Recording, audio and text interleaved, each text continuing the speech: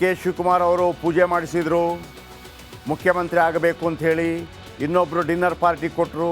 ಮತ್ತೊಂದು ಕಡೆ ನಕ್ಸಲರು ಶರಣಾಗತಿ ಆದರು. ಮತ್ತೊಂದು ಕಡೆ ಇಂಡಿ ಮೈತ್ರಿಕೂಟ ಉಳಿಯುತ್ತಾ ಇಲ್ವಾ ಅನ್ನುವಂಥ ಅನುಮಾನಗಳು ಹೆಚ್ಚಾಗ್ತಾ ಇದೆ. ಮತ್ತೊಂದು ಕಡೆ ದರ್ಶನ್ ಅವರು ಕೋರ್ಟ್ಗೆ ಹೋದರು. ಇದೆಲ್ಲವೂ ನಮಗೆ ಇವತ್ತು ಸುದ್ದಿ ಅಂತ ಅನಿಸಲೇ ಇಲ್ಲ.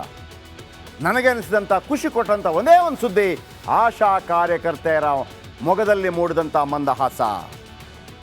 ಮೊನ್ನೆಯಿಂದ ಸತತವಾಗಿ ಸ್ಪಾಟ್ಗೆ ಹೋಗಿ ಅವರ ಆಶೋತ್ತರಗಳೇನು ಅಂಥೇಳಿ ಪರಿಪರಿಯಾಗಿ ಇಂಚಿಂಚಾಗಿ ಸರ್ಕಾರದ ಗಮನಕ್ಕೆ ತಂದ್ವಿ. ಅವ್ರು ಹೇಳಿದರು, ಸರ್ 8,000 ಅಂತ ಹೇಳ್ತಾರೆ, ಸಿಗೋದು 5,000. ನಾವು ಎಂತೆಂಥ ಕೆಲಸ ಮಾಡ್ತೀವಿ. ಗರ್ಭಿಣಿಯರ ಬಳಿ ಹೋಗ್ತೀವಿ, ಇದನ್ನು ತಿನ್ನಬೇಕಮ್ಮ ಅಂತ ಹೇಳ್ತೀವಿ. ಮಕ್ಕಳ ಲಾಲನೆ ಪೋಷಣೆ ಹೆಂಗೆ ಮಾಡಬೇಕು ಅದನ್ನು ಹೇಳ್ತೀವಿ. ಆಮೇಲೆ ಗಂಡನ ಜೊತೆ ಲೈಂಗಿಕ ಸುರಕ್ಷತೆ ಹೆಂಗಿರಬೇಕು ಅಂತ ಹೇಳ್ತೀನಿ. ಮಕ್ಕಳಾಗದಾಗ ಹೆಂಗೆ ಕಾಂಡೋಮ್ ಬಳಸಬೇಕು ಅಂತ ಹೇಳ್ತೀವಿ. ಇದೆಲ್ಲ ಹೇಳ್ಕೊಡ್ತೀವಿ. ಅದರ ಜೊತೆಗೆ ನಮಗೆ ಎಲ್ಲೆಲ್ಲ ಹೋಗಬೇಕು ಗೊತ್ತಾ? ಈ TB ಪೇಷಂಟ್ಗಳಿರ್ತಾರೆ, ಅವರ ಕಫ ಸ್ಯಾಂಪಲ್ ತಗೊಳ್ಬೇಕಾಗತ್ತೆ. ನಮಗೊಂದು ಡಬ್ಬ ಕೊಡ್ತಾರೆ ಸ್ವಾಮಿ. ಆ ಡಬ್ಬದಲ್ಲಿ ಅವರು ಕಫ ಉಗುಳಕ್ಕೆ ಹೇಳ್ತೀವಿ, ಅದನ್ನು ನಮ್ಮ ಕೈಯಲ್ಲಿ ಎತ್ಕೊಂಡ್ಬರ್ತೀವಿ. ಆ ಕೈಯಲ್ಲಿ ಒಂದು ಗ್ಲೌಸ್ ಕೊಡೋದಿಲ್ಲ ಸರ್ಕಾರ. ಇಂಥ ತಾಯಂದಿರ ಪರವಾಗಿ ನಾವು ಹೋರಾಟ ಮಾಡಿದ್ವಿ. On the spot, very first time Mahabharata on the ಸ್ಪಾಟ್ನಿಂದ ಮಾಡಿದ್ವಿ. ನನ್ನ ಕಲೀಗ್ ಸ್ಮಿತಾ ರಂಗನಾಥ್ ನಿರಂತರವಾಗಿ 1.5-2 ಗಂಟೆಗಳ ಕಾಲ ಅಲ್ಲಿದ್ದು ಆ ಎಲ್ಲ ಮಾಹಿತಿಗಳನ್ನು ಕಲೆ ಹಾಕಿದರು. ಅದರ ಜೊತೆಗೆ ಒಂದು ವಿಷಯ ಹೇಳ್ತೀನಿ ವೀಕ್ಷಕರೇ, ಯಾವುದಾದ್ರೂ ಒಂದು ಸಣ್ಣ ಪುಟ್ಟ ಅಪರಾಧ ಮಾಡಿ ಅಥವಾ ದೊಡ್ಡ ಪುಟ್ಟ ಅಪರಾಧ ಮಾಡಿನೂ ಜೈಲಿಗೆ ಹೋಗಿರ್ತಾರಲ್ಲ ಕೈದಿಗಳು, ಜೈಲಿಗೆ,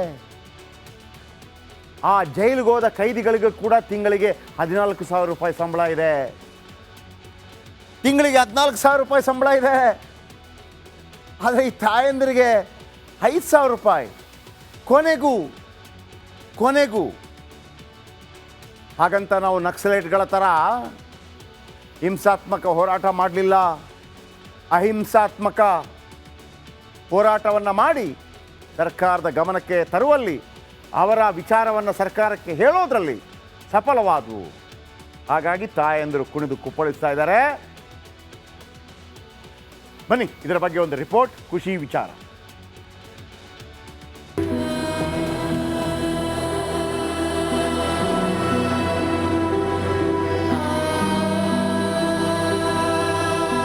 ಇವರಿಗೆ ನ್ಯಾಯ ಸಿಗೋವರೆಗೆ ರಿಪಬ್ಲಿಕ್ ಕನ್ನಡ ಅವರ ಜೊತೆ ಇರುತ್ತೆ.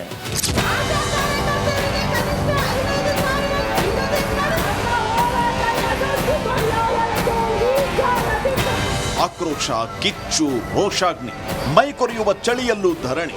ಕೊನೆಗೂ ಆಶಾ ಕಾರ್ಯಕರ್ತೆಯರ ಮುಷ್ಕರಕ್ಕೆ ರಾಜ್ಯ ಸರ್ಕಾರ ಕಣ್ಬಿಟ್ಟಿದೆ. ರಿಪಬ್ಲಿಕ್ ಕನ್ನಡದ ನಿರಂತರ ವರದಿಯ ಬೆನ್ನಲ್ಲೇ ಸಿದ್ದರಾಮಯ್ಯ ಸರ್ಕಾರ ಎಚ್ಚೆತ್ತುಕೊಂಡಿದೆ.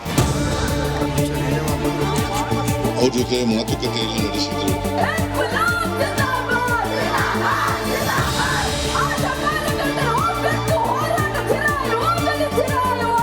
ಕಳೆದ 5 ದಿನಗಳಿಂದ ಫ್ರೀಡಂ ಪಾರ್ಕ್ ಅಲ್ಲಿ ಹಗಲು ರಾತ್ರಿ ಎನ್ನದೆ ಥರಗುಟ್ಟುವ ಥಂಡಿಯಲ್ಲಿ ಆಶಾ ಕಾರ್ಯಕರ್ತೆಯರು ಹೋರಾಟ ನಡೆಸಿದ್ರು. ಮಾಸಿಕ ವೇತನ 15,000 ರೂಪಾಯಿ ಸೇರಿ ವಿವಿಧ ಬೇಡಿಕೆ ಈಡೇರಿಕೆಗಾಗಿ ಪಟ್ಟು ಹಿಡಿದಿದ್ರು. ಈ ಬಗ್ಗೆ ರಿಪಬ್ಲಿಕ್ ಕನ್ನಡ ನಿರಂತರವಾಗಿ ವರದಿ ಮಾಡಿ ಸರ್ಕಾರಕ್ಕೆ ಬಿಸಿ ಮುಟ್ಟಿಸಿತ್ತು.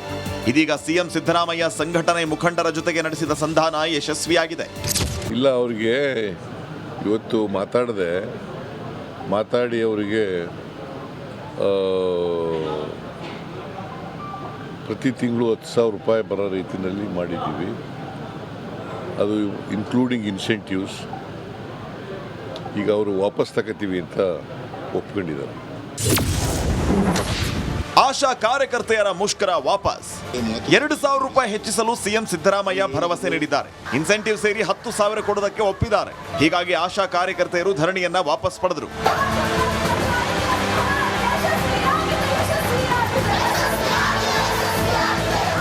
ಕೊಟ್ಟ ಮಾತು ತಪ್ಪಿದ್ರೆ ನಮ್ಮ ಹೋರಾಟ ಯಾವತ್ತೂ ಇರುತ್ತೆ ಸರ್. ಯಾವತ್ತು ತಪ್ಪಾರೋ ಅವತ್ತೇ ಫ್ರೀಡಂ ಪಾರ್ಕ್ ಅಲ್ಲಿ ಇರ್ತೀವಿ ಅಂತ ಹೇಳಕ್ ಇಷ್ಟಪಡ್ತೀನಿ ನಾನು. ಸಿಎಂ ಸಿದ್ದರಾಮಯ್ಯ ಭರವಸೆಯ ಬೆನ್ನಲ್ಲೇ ಆಶಾ ಕಾರ್ಯಕರ್ತೆಯರು ಫ್ರೀಡಂ ಪಾರ್ಕ್ ಅಲ್ಲಿ ಕುಣಿದು ಕುಪ್ಪಳಿಸಿದರು. ನಮ್ಮ ಹೋರಾಟ ಯಶಸ್ವಿ ಆಗಿದೆ ಅಂತ ಹೇಳಿದರು.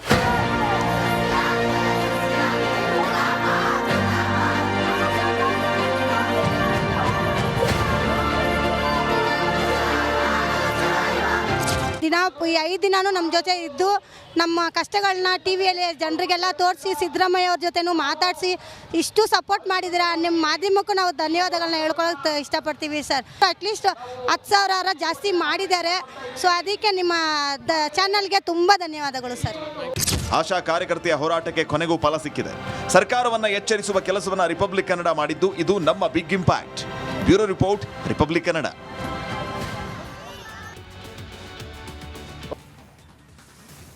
ಕೆ ಶಿವಕುಮಾರ್ ಅವರು ಪೂಜೆ ಮಾಡಿಸಿದ್ರು, ಮುಖ್ಯಮಂತ್ರಿ ಆಗಬೇಕು ಅಂತ ಹೇಳಿ. ಇನ್ನೊಬ್ಬರು ಡಿನ್ನರ್ ಪಾರ್ಟಿ ಕೊಟ್ಟರು. ಮತ್ತೊಂದು ಕಡೆ ನಕ್ಸಲರು ಶರಣಾಗತಿ ಆದರು. ಮತ್ತೊಂದು ಕಡೆ ಇಂಡಿ ಮೈತ್ರಿಕೂಟ ಉಳಿಯುತ್ತಾ ಇಲ್ವಾ ಅನ್ನುವಂಥ ಅನುಮಾನಗಳು ಹೆಚ್ಚಾಗ್ತಾ ಇದೆ. ಮತ್ತೊಂದು ಕಡೆ ದರ್ಶನ್ ಅವರು ಕೋರ್ಟ್ಗೆ ಹೋದರು. ಇದೆಲ್ಲವೂ ನಮಗೆ ಇವತ್ತು ಸುದ್ದಿ ಅಂತ ಅನಿಸಲೇ ಇಲ್ಲ. ನನಗೆ ಅನಿಸಿದಂಥ ಖುಷಿ ಕೊಟ್ಟಂಥ ಒಂದೇ ಒಂದು ಸುದ್ದಿ, ಆಶಾ ಕಾರ್ಯಕರ್ತೆಯರ ಮೊಗದಲ್ಲಿ ಮೂಡಿದಂಥ ಮಂದಹಾಸ. ಮೊನ್ನೆಯಿಂದ ಸತತವಾಗಿ ಸ್ಪಾಟ್ಗೆ ಹೋಗಿ ಅವರ ಆಶೋತ್ತರಗಳೇನು ಅಂಥೇಳಿ ಪರಿಪರಿಯಾಗಿ ಇಂಚಿಂಚಾಗಿ ಸರ್ಕಾರದ ಗಮನಕ್ಕೆ ತಂದ್ವಿ. ಅವ್ರು ಹೇಳಿದರು, ಸರ್ 8,000 ಅಂತ ಹೇಳ್ತಾರೆ, ಸಿಗೋದು 5,000. ನಾವು ಎಂತೆಂಥ ಕೆಲಸ ಮಾಡ್ತೀವಿ. ಗರ್ಭಿಣಿಯರ ಬಳಿ ಹೋಗ್ತೀವಿ, ಇದನ್ನು ತಿನ್ನಬೇಕಮ್ಮ ಅಂತ ಹೇಳ್ತೀವಿ. ಮಕ್ಕಳ ಲಾಲನೆ ಪೋಷಣೆ ಹೆಂಗೆ ಮಾಡಬೇಕು ಅದನ್ನು ಹೇಳ್ತೀವಿ. ಆಮೇಲೆ ಗಂಡನ ಜೊತೆ ಲೈಂಗಿಕ ಸುರಕ್ಷತೆ ಹೆಂಗಿರಬೇಕು ಅಂತ ಹೇಳ್ತೀನಿ. ಮಕ್ಕಳಾಗದಾಗ ಹೆಂಗೆ ಕಾಂಡೋಮ್ ಬಳಸಬೇಕು ಅಂತ ಹೇಳ್ತೀವಿ. ಇದೆಲ್ಲ ಹೇಳ್ಕೊಡ್ತೀವಿ. ಅದರ ಜೊತೆಗೆ ನಮಗೆ ಎಲ್ಲೆಲ್ಲ ಹೋಗಬೇಕು ಗೊತ್ತಾ? ಈ ಟಿ ಬಿ ಪೇಷಂಟ್ಗಳಿರ್ತಾರೆ, ಅವರ ಕಫ ಸ್ಯಾಂಪಲ್ ತಗೊಳ್ಬೇಕಾಗತ್ತೆ. ನಮಗೊಂದು ಡಬ್ಬ ಕೊಡ್ತಾರೆ ಸ್ವಾಮಿ. ಆ ಡಬ್ಬದಲ್ಲಿ ಅವರು ಕಫ ಉಗುಳಕ್ಕೆ ಹೇಳ್ತೀವಿ, ಅದನ್ನು ನಮ್ಮ ಕೈಯಲ್ಲಿ ಎತ್ಕೊಂಡ್ಬರ್ತೀವಿ. ಆ ಕೈಯಲ್ಲಿ ಒಂದು ಗ್ಲೌಸ್ ಕೊಡೋದಿಲ್ಲ ಸರ್ಕಾರ. ಇಂಥ ತಾಯಂದಿರ ಪರವಾಗಿ ನಾವು ಹೋರಾಟ ಮಾಡಿದ್ವಿ. On the spot, very first time Mahabharata on the ಸ್ಪಾಟ್ನಿಂದ ಮಾಡಿದ್ವಿ. ನನ್ನ ಕಲೀಗ್ ಸ್ಮಿತಾ ರಂಗನಾಥ್ ನಿರಂತರವಾಗಿ 1.5 ಗಂಟೆಗಳ ಕಾಲ ಅಲ್ಲಿದ್ದು ಆ ಎಲ್ಲ ಮಾಹಿತಿಗಳನ್ನು ಕಲೆ ಹಾಕಿದರು. ಅದರ ಜೊತೆಗೆ ಒಂದು ವಿಷಯ ಹೇಳ್ತೀನಿ ವೀಕ್ಷಕರೇ, ಯಾವುದಾದ್ರೂ ಒಂದು ಸಣ್ಣ ಪುಟ್ಟ ಅಪರಾಧ ಮಾಡಿ ಅಥವಾ ದೊಡ್ಡ ಪುಟ್ಟ ಅಪರಾಧ ಮಾಡಿನೂ ಜೈಲಿಗೆ ಹೋಗಿರ್ತಾರಲ್ಲ ಕೈದಿಗಳು, ಜೈಲಿಗೆ, ಆ ಜೈಲಿಗೆ ಹೋದ ಕೈದಿಗಳಿಗೂ ಕೂಡ ತಿಂಗಳಿಗೆ 14,000 ರೂಪಾಯಿ ಸಂಬಳ ಇದೆ. ತಿಂಗಳಿಗೆ 14,000 ರೂಪಾಯಿ ಸಂಬಳ ಇದೆ. ಆದರೆ ಈ ತಾಯಂದಿರಿಗೆ 5,000 ರೂಪಾಯಿ.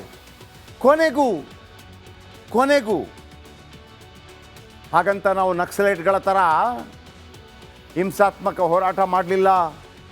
ಅಹಿಂಸಾತ್ಮಕ ಹೋರಾಟವನ್ನು ಮಾಡಿ ಸರ್ಕಾರದ ಗಮನಕ್ಕೆ ತರುವಲ್ಲಿ, ಅವರ ವಿಚಾರವನ್ನು ಸರ್ಕಾರಕ್ಕೆ ಹೇಳೋದ್ರಲ್ಲಿ ಸಫಲವಾದವು.